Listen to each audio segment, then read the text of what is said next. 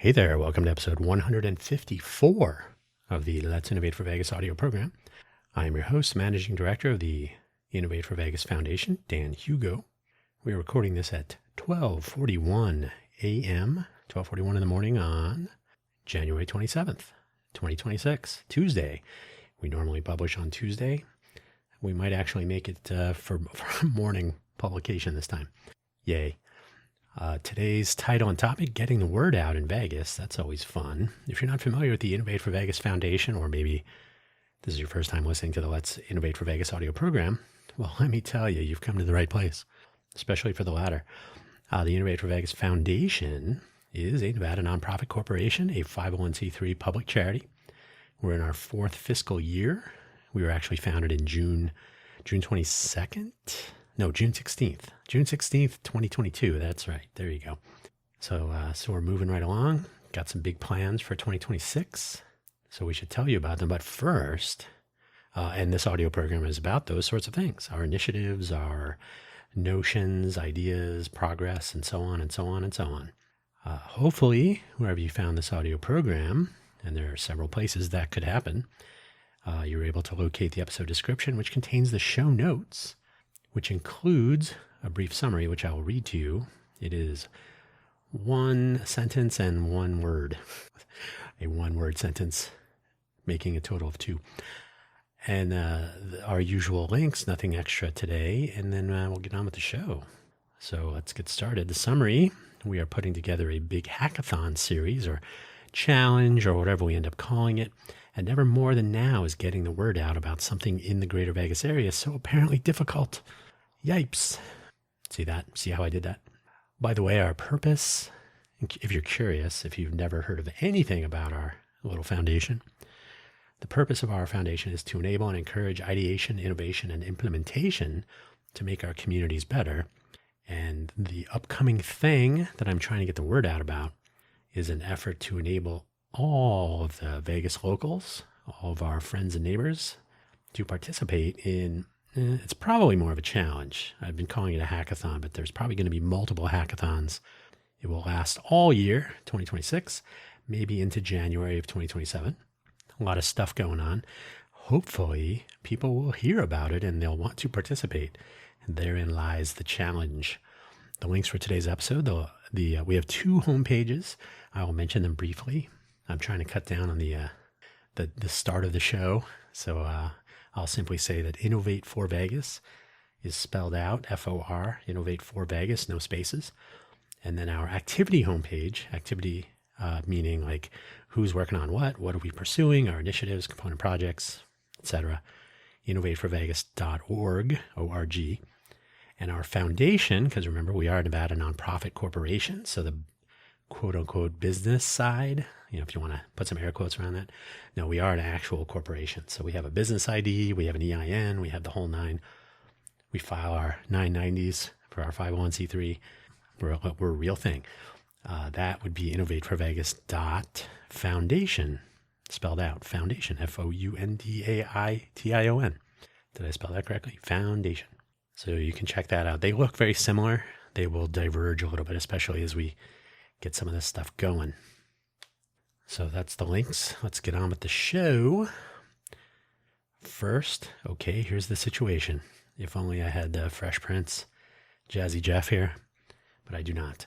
As you know, if you have been listening in to recent episodes of this very audio program, we are putting this hackathon series together. Hackathon series, challenge. I think challenge is probably the better choice. Anyway, I'm actually leaning towards calling briefly multiple hackathons during the challenge. So, or other sort of innovation sprints or similar. So the overarching, because it is through the year, the first hill to climb is letting the people of Greater Vegas know that this exists on the drawing board at least, so to speak. It's the digital drawing board. We literally had we had our first meta planning meetup 4 days ago from the time I'm recording this. So Saturday, the 24th, 3 days, if I could count. And that went really well. We got a couple of things, some really good questions and discussion, some ideation, as we say.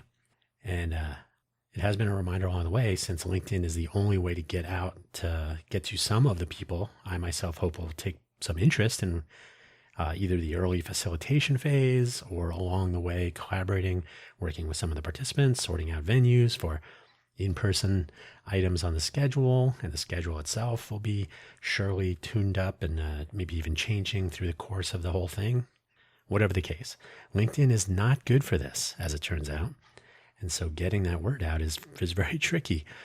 So our meta planning meetup, the first one, was 3 people, including myself. Actually, probably a good size to flesh out is the word I'm looking for. Words to flesh out some of the early notions. So I created a bunch of notions, ideas, possibilities, and put them on an Excalibur shared whiteboard. It was actually dark mode, so but we had I think it was 3 hours, maybe. Good discussion, a lot of good points raised, a lot of different viewpoints, which always bring additional ideation to the conversation, which is a great thing. But LinkedIn is not good for this. Not good for outreach, not good for letting people know. There's simply too much noise, too much algorithm, etc. So how do we get the word out? Or really, in general, how does anyone get the word out when there's word to be gotten out? I typed worth. So silly. Word to be gotten out. You have an event like this announcement, and don't even say meetup.com. That's horrible. We're actually trying out Luma, which is not perfect. What really is, but there's a couple of shortcomings that we might not stick with Luma. Anyway, this is something I myself have observed when it comes to the so-called startup scene here in Vegas, Greater Vegas, or anything related really, such as the cohorts hosted by Zero Labs. You ever heard of them? The Las Vegas Startup Week, which was not mentioned anywhere that anyone could find if you didn't know to look for it. Even Global Entrepreneur Week, global, it's right there in the name. Difficult to find here in Vegas. Unfortunately, it was during Formula One race week, so you know what's going to make the headlines. The list goes on, though. In Greater Vegas, these sorts of things compete with the so-called fun economy, trademark held by UNLV Office of Economic Development, granted February 2025. Real estate, crime, politics, the usual stuff. These are the big topics that get press coverage, and then there are all the influencers of Vegas speaking continuously about the latest venue or event, or of course, how Vegas is dead. Is Vegas dead? I don't know. It doesn't really seem like it. There's a lot of money being spent on the assumption that it is not. What do we have to work with, though? Okay, LinkedIn is the favorite around here in Vegas. I've heard directly that staffers for the city of Las Vegas, at least, maybe North Las Vegas, maybe Henderson, maybe Clark County, maybe other parts of the Clark County area, are encouraged, you can put that in air quotes, to engage posts from their colleagues in and between departments and whatnot, maybe even between cities, between parts of the county, maybe even parts of the state. And I have literally heard the former city CTO of sorts, I don't know what his actual title is, who cares, announce his excitement over LinkedIn engagement from the general population at large. In other words, we got a lot of hits on our post on LinkedIn. Yay. Within the LinkedIn universe, this is important. Within the universe, anyway. We had a Twitter account when it was still called Twitter, with nearly zero engagement and few followers. Instagram was essentially 0. And our Blue Sky and Faucedon presence today, while improving ever so slowly, not almost barely noticeable, as far as followers, very little in the way of likes or engagement of any kind. It's basically 0. Our LinkedIn page has grown by about 100 followers in the last 7 months, where I think we're at 853. 0 additional engagement. So between 750 to 850, really no difference in anything. So great. Proactive outreach via LinkedIn direct messages to my own personal network, usually, almost always, results in no response. That's wonderful. Same goes for email outreach in general. That's outside of the LinkedIn chaperone universe. No responses. The ghosting culture of Vegas is very real. And in addition, there tends to be a show us what you got mentality. That is a little Rick and Morty reference, very little, which is it's profoundly counter to the notion of Vegas supporting innovation, unfortunately. perhaps for a certain few. Difficult to say from outside. I'm not in the in crowd, apparently, nor do I really want to be honest.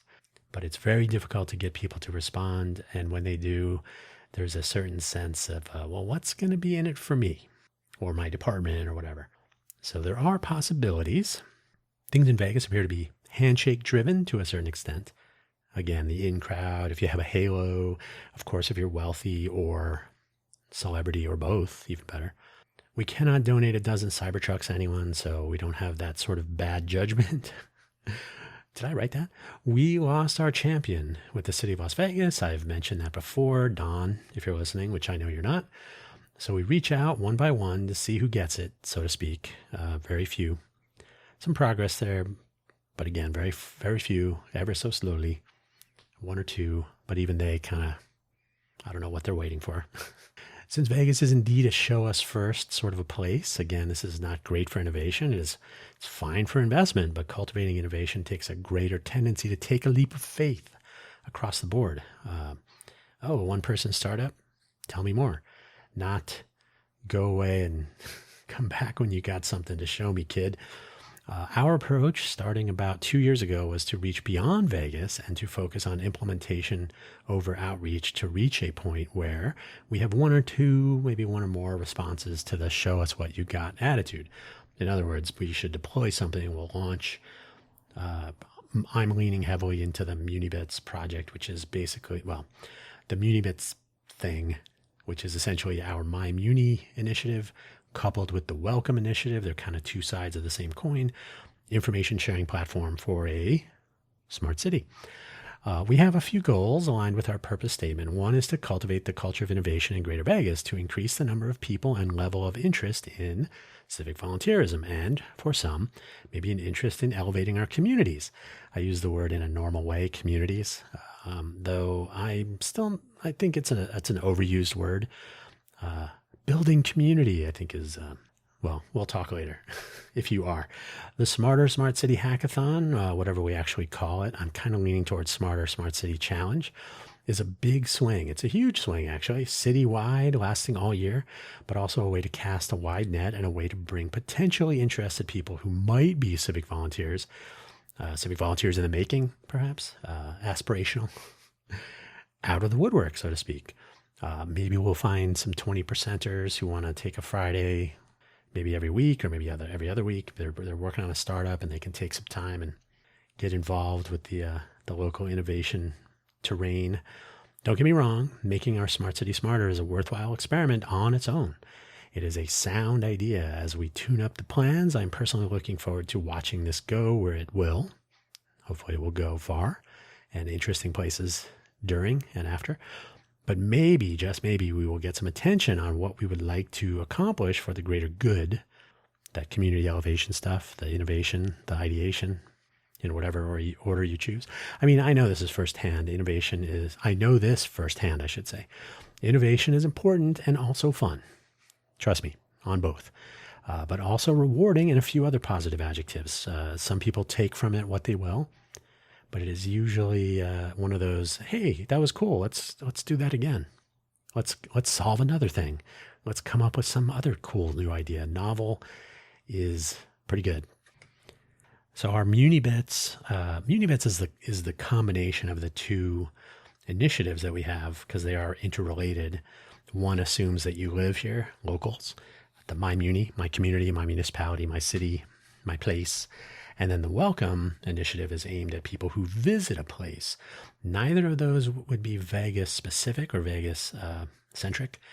They're more about a locality. Could be a city, it could be a town, it could be a county, whatever. Municipality usually implies a city or town, but yeah, you get the idea. So now I will say open transit is still my favorite for a few reasons. It was our very first what we now refer to as initiative. So our very first, I think it was in July 2022. Maybe it was before that. It was before that. It was probably March or April. Yeah, July, we were on to something else. So our deal was to start initiatives so that people could kind of hop on when they wanted to and see if we could make some progress. So open transit was our first initiative. which we call them now, first hackathon meetup and so on. MyMuni and Welcome initiatives are a new approach to sharing information, however, and of course, Open Transit would fit with the MuniBits deployment, I guess you could say. I don't know, we're not really shipping products, but so MuniBits would be the functional thing that implements the MyMuni and Welcome notions, depending on what you want to do. This does not solve, though, our near-term problem of getting the word out. But if ever there was some motivation to advance that part of our overall plan, the MuniBits element, it is establishing a base for getting the word out eventually. So having a platform that is not, well, let me continue and then I'll improvise. As a reminder, the general intent with these is to pursue modernity. That is with MyMuni and Welcome, with the use of current notions like ActivityPub, along with maps, charts, graphs, and basically looking beyond print newspaper style presentation, but in HTML. That's what we got today. Information sharing innovation for the win. I will say that I worked at salon.com. I've certainly made my own publications over the years. Podcasting is a current thing. YouTubers creating content creation. Still kind of, three brown, one blue? I can't remember the guy's name. He has done some very creative stuff. There's a lot of creativity in this space, but doing things in new ways, innovation, perhaps we could call it. I think that's where things should be leaning into, not here's some words and 3/4 of them are going to be about the previous article, so that if you didn't read the previous article, you get the story in this one, and so on and so on. There's so much left on the table, in my opinion. I think that's where anyway, I've talked about this before. It may well be that others have similar thoughts on information sharing in a place like Greater Vegas. Who knows? They certainly aren't sharing it in a place where we can all find it. And certainly the MyMuni and Welcome initiatives would be open for contribution during, before, during, and after the hackathon series, which again may end up being called a challenge with multiple hackathons and continuous flexible participation. That's the whole idea of going throughout the year to encourage people to join in, hop on, hop off when they can, etc. Right? And challenge is a word that's being used more frequently now. The NASA Space Apps Challenge is a global hackathon weekend. The U.S. Congressional Apps Challenge is something you apply for. I think it's in the summer, and then you're done by October, November. So you apply or you join or you sign up or whatever it is, and then you have some time to work on the thing. So you can see both of those are challenges, very different formats, kind of an umbrella term. So that's why I'm kind of leaning towards that. We'll see. We'll be having that discussion this Saturday with our next meta planning meetup. Now, the old-fashioned way, I think, is something to think about. The old-fashioned way of getting the word out. Of course, getting the word out once upon a time happened via word of mouth. One person would learn something like maybe of a new shampoo and would share it with a friend. Maybe they would tell 2 friends, and so on and so on. Greater Vegas tends to be somewhat siloed, and that is not just me saying that. I've spoken to many people about this. The old term is clique, and that appears to apply here. If you still use that word, great, you can continue.